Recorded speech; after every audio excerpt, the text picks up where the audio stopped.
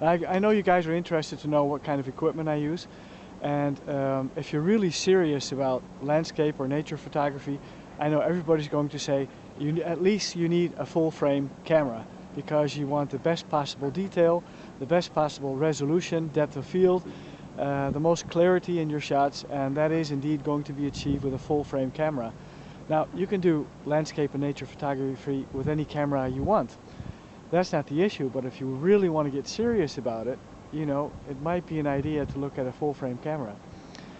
I don't have that kind of a budget at the moment for full frame, so I don't use full frame. And I use a bridge camera because when I'm walking around, I don't want to lug around a lot of gear. And it's been a while back that I actually purchased this camera. So let's have a quick look at it. Here you see it on the tripod. It's actually a Fuji XS1. It's a bridge camera. It has its pros and cons. What are the pros? It has quite a zoom range. It goes from a wide angle 24mm 35 equivalent to all the way up to, let me just have a look for you, 624mm.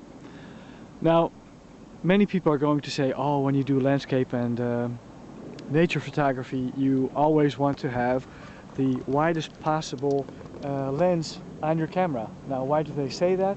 Because it gives the best potential depth of field if you stop down your aperture as low as possible to the highest possible number, and you know, that creates an enormous depth of field, and that's something that only a true wide-angle lens can achieve. So that's one issue. The other issue is that if you have something that you want in the foreground and you want that to be sharp and also to have the horizon or the background sharp, you're going to want to use a wide angle to get in as much possible and with the biggest depth of field possible. And this one actually only stops down to f11, this XS1, so that's not, you know, very far. I mean, there are enough lenses on the market that will stop down all the way to 11, 16, 22, or even further to get an even bigger depth of field. But anyway, this is what I use. Again, one camera fits all. This is the only thing I take along. Today is a little bit different. I'll show you why. I can do aperture priority, shutter priority, full program, and full manual mode. I can do manual focus, autofocus, and of course I have the big zoom range, which is an added benefit. The other thing is, if you do a lot of photography from down low, this is an excellent swivel screen for taking shots above your head or below, all the way down to your feet. And so in general, I'm satisfied. It has some filters built in. When shooting black and white photography, I'll use the red filter very often, just to get darker skies. So this is what I use. Nothing sophisticated, but at the moment it works fine for me. Now, when you talk about full frame, again, you know, especially full frame in a SLR format, the other possibility is just to shoot on film. Here we have the Fujica ST801. It has a standard 55mm 1.8 standard lens screwed into it. There's a 200 ISO color film which I loaded into the camera. And just to be able to have a little bit more versatility today, I took along a 135mm and a 300mm lens. Now, what am I going to do today?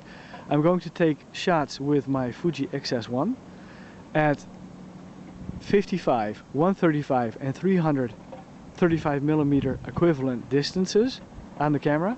And I'm going to change cameras to the Fujica, take the same shots, and eventually I'm going to be scanning in the negatives of the Fujica with a high resolution scanner, film scanner that I have at home. And we're actually just going to compare the shots and look at the detail, especially look at the detail and the depth of field.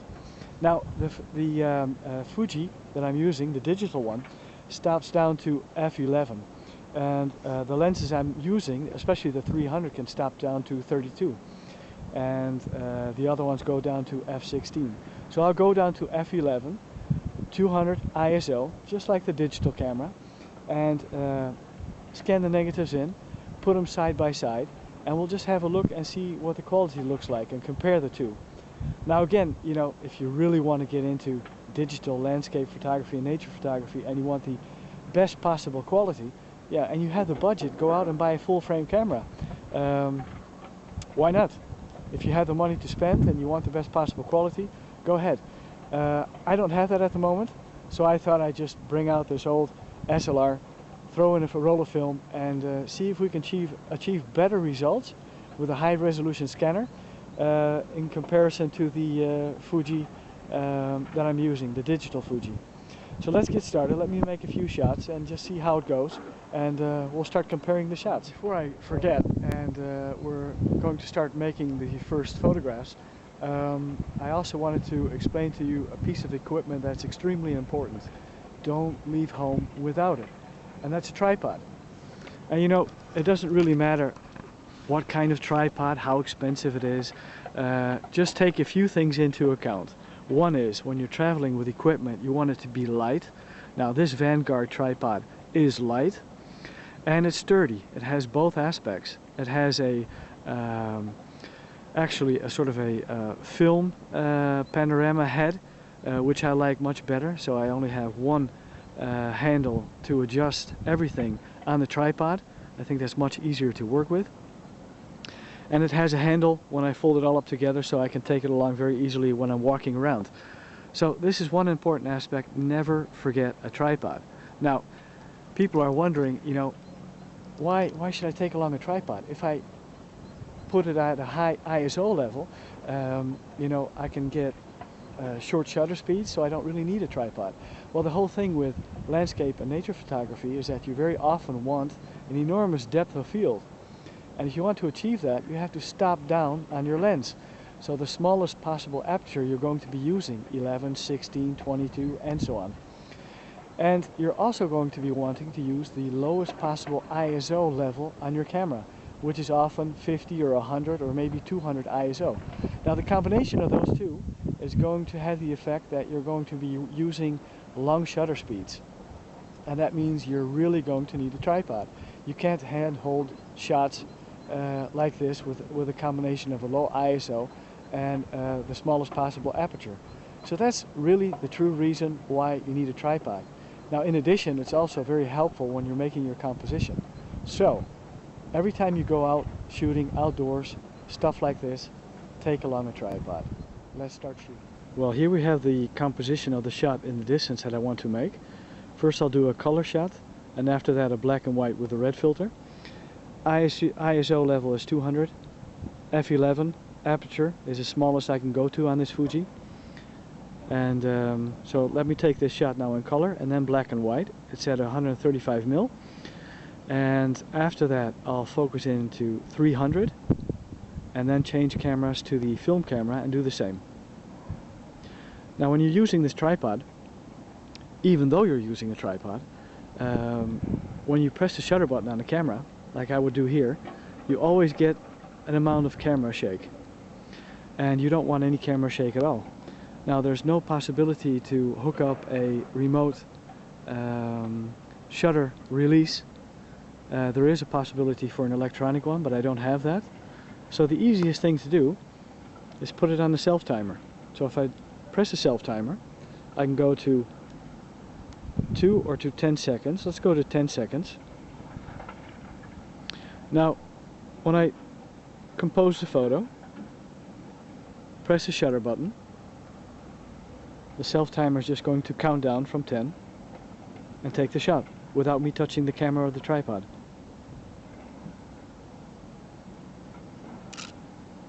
There we have the shot. That's the easy way of working around a situation where you don't have a manual shutter release. You do have a tripod, but you want to keep everything as stable as possible. So let me put it to black and white with a red filter now.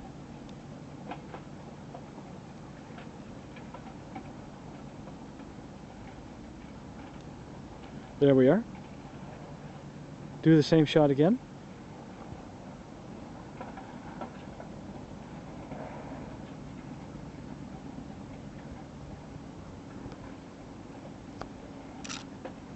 There we go. So now we have this shot in color and black and white. I'm going to recompose at 300 millimeters. Okay, I recomposed the shot now at 300 mil. So I'm going to do the same thing again. 10-second timer. Counting down. Not touching the camera or the tripod. And it takes a picture. Now let's put this one also to color.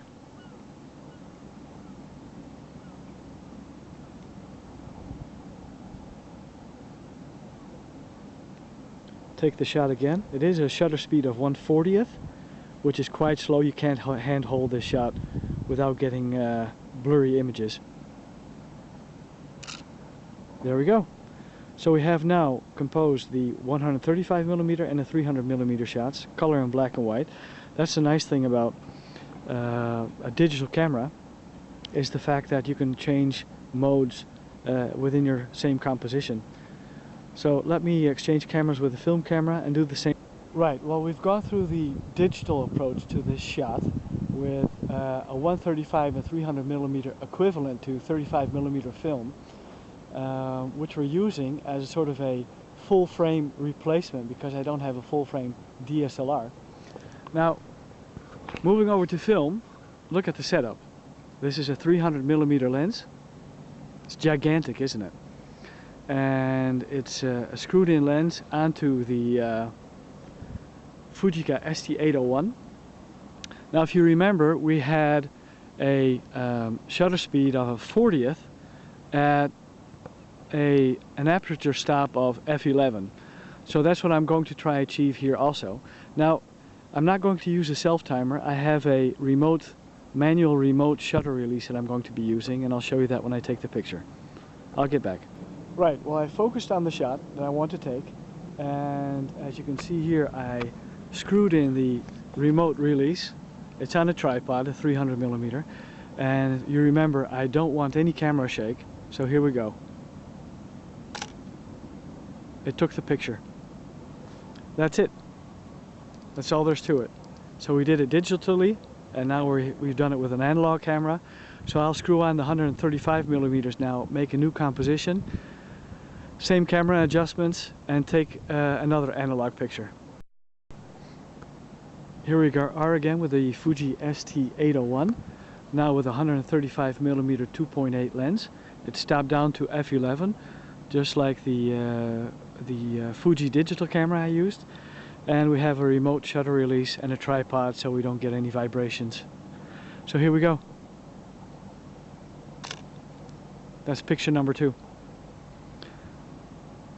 Very curious how these two are going to compare to each other, digital and analog. Let's get on to the next shot. Sorry if it's a little bit windy at the moment, but this is the reason why I like long zooms in landscape photography. I'm now at a, well, I would say about a 500 millimeter equivalent to 35 millimeter. And so I have a 500 millimeter zoom at the moment. And in the distance there's a ship just on top of the bunker. The bridge of the ship is just showing on top of this bunker. Let me give you a better idea, just a second. Here you have a better idea. You can see the bridge of this ship just behind the bunkers. It gives a very strange composition. And things like this you can achieve if you have a long zoom lens when doing landscape or nature photography.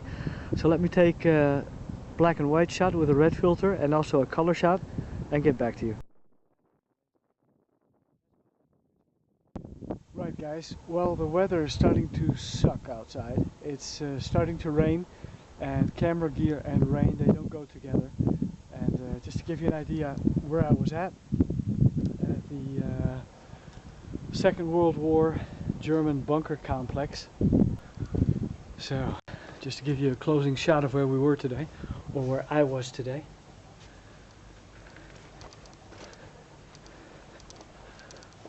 From a photographic standpoint, there's quite a lot to do here.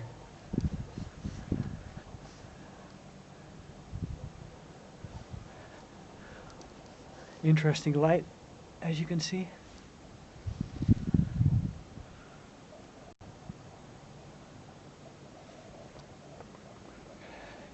interesting details to photograph. Maybe just grab a few shots of those details before I leave back home, so I don't get rained upon.